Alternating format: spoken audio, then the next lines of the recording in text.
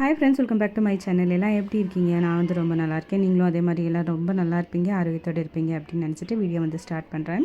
இந்த வீடியோ வந்து பார்த்தீங்கன்னா டே இன் மை லைஃப் மாதிரி தான் போக போகுது. காலையிலேருந்து மதியம் வரைக்கும் நான் என்ன பண்ணேன் அப்படிங்கிறது தான் இந்த வீடியோவில் வந்து இருக்க போகுது.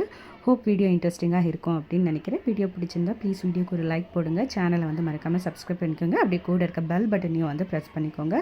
அப்போ தான் நான் போடுற வீடியோவோட நோட்டிஃபிகேஷன் வந்து உங்களுக்கு வரும். ஸோ வாங்க இப்போ வீடியோக்குள்ளே போகலாம். இன்றைக்கி காலையில் வந்து பார்த்தீங்கன்னா நம்மளோட ஃபேவரட்டான இட்லி, அதுக்கப்புறம் சூப்பரான ஒரு தக்காளி சாம்பார் தான். இந்த சாம்பார் வந்து எனக்கு பர்சனலாக வந்து ரொம்ப ரொம்ப ரொம்ப ரொம்ப பிடிச்ச சாம்பார். செய்கிறதும் வந்து ரொம்ப ஈஸியாக இருக்கும், அதே சமயத்தில் டேஸ்ட்டும் வந்து ரொம்ப டேஸ்ட்டாக இருக்கும். பண்ணுறதுக்கு பார்த்திங்கன்னா மேக்ஸிமம் ஒரு 5 மினிட்ஸில் வந்து செஞ்சிடலாம். அதே மாதிரி வீட்டில் இருக்க பொருட்கள் வச்சு ரொம்ப டேஸ்டியான ஒரு சாம்பார் செய்ய முடியும் அப்படின்னா என்னை பொறுத்த வரைக்கும் கண்டிப்பாக இந்த சாம்பார் தான் சொல்லுவேன். ஒன்றும் இல்லை, ஒரு ஜாரில் வந்து மிக்ஸி ஜாரில் வந்து ஒரு 2 டேபிள் ஸ்பூன் பொட்டுக்கடலை, ஒரு வெங்காயம், 2-3 தக்காளி, அதுக்கப்புறம் ஒரு 2 பச்சை மிளகா, அதுக்கப்புறம் பார்த்திங்கன்னா கொஞ்சமாக சோம்பு, சீரகம், கொஞ்சமாக கருவேப்பிலை, இது எல்லாம் சேர்த்துட்டு நல்லா அரைச்சிட்டு தேவைப்பட்டால் கொஞ்சம் சாம்பார் தூளும் இதுக்குள்ளேயே போட்டு அரைச்சிக்கலாம். எல்லாம் அரைச்சிட்டு தாளித்து விட்டுட்டு நல்லா கொஞ்சம் எண்ணெயில் வதக்கிட்டு அதுக்கப்புறம் வந்து சால்ட் வந்து ஆட் பண்ணோம்னா வந்து சாம்பார் முடிஞ்சிடும். ஒரு 5 நிமிஷத்துலேயும் வந்து கொதிச்சிரும். ஸோ அவ்வளோதாங்க, ரொம்ப டேஸ்டியான சாம்பார். கண்டிப்பாக ஒரு முறை ட்ரை பண்ணி பாருங்கள்.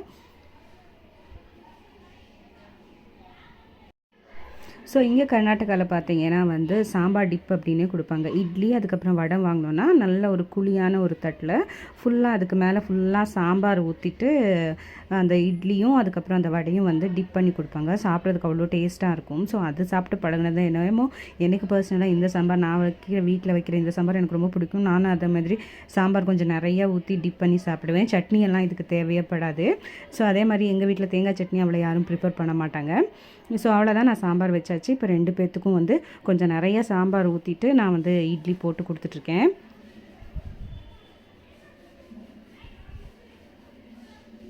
என்னோடய வீடியோவை இதுதான் ஃபஸ்ட் டைம் பார்க்குறீங்க அப்படின்னா கண்டிப்பாக சேனலை வந்து சப்ஸ்கிரைப் பண்ணிக்கோங்க.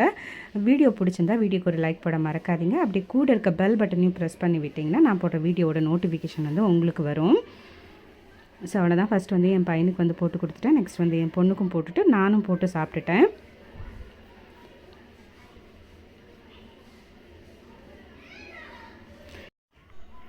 ஸோ என்னோடய வீடியோவை பெங்களூர் வந்து யாராவது பார்த்துட்டு இருந்தீங்க, இந்த மாதிரி சாப்பிட்றதுக்கு டிப் பண்ணி சாப்பிட்றதுக்கும் உங்களுக்கும் யாருக்கும் அது பிடிக்கும் அப்படின்னா கண்டிப்பாக கமெண்ட் பண்ணுங்கள்.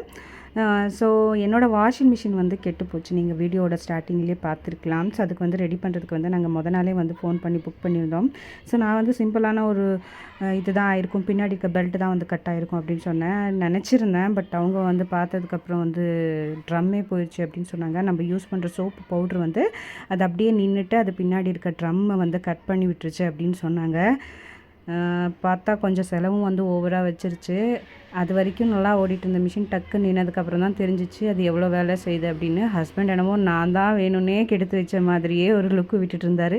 பட் இதெல்லாம் அரசியலில் சாதாரணமாப்பா அப்படின்னு நினச்சிட்டு விட்டாச்சு. ஸோ மதியத்துக்கு வந்து பார்த்திங்கன்னா சூப்பரான களி தான். எனக்கு வந்து பார்த்திங்கன்னா வெண்டைக்காய் குழம்பு இல்லை கீரை அது மாதிரி செஞ்சேன் அப்படின்னா களி வந்து செஞ்சு சாப்பிட்ணும் அப்படின்னு தோணிகிட்டே இருக்கும். இதுவும் வந்து கர்நாடகாவோட ரொம்ப ஃபேமஸான ஒரு ரெசிபி, கீரை குழம்பு அதுக்கப்புறம் களி. இது வந்து எல்லா ஹோட்டல்லையும் வந்து இன்னும் வரைக்குமே கிடைக்கும். ஸோ நீங்கள் இதையும் யாராவது சாப்பிட்ருங்கன்னா கமெண்ட்டில் சொல்லுங்கள். ஸோ என்ன மாதிரி யார் இருக்காங்க அப்படின்னு தெரிஞ்சுக்கிறதுல ஒரு ஆர்வம், அவ்வளோதான்.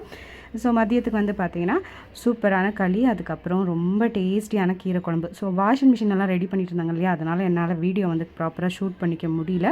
இதோட ரெசிபி ஏற்கனவே என்னோடய வீடியோஸில் வந்து அப்லோட் பண்ணியிருக்கேன், சேனலில் வந்து அப்லோட் பண்ணியிருக்கேன். இதோட வீடியோஸ் வேணுங்கிறவங்க கண்டிப்பாக செக் பண்ணி பார்த்துக்கோங்க.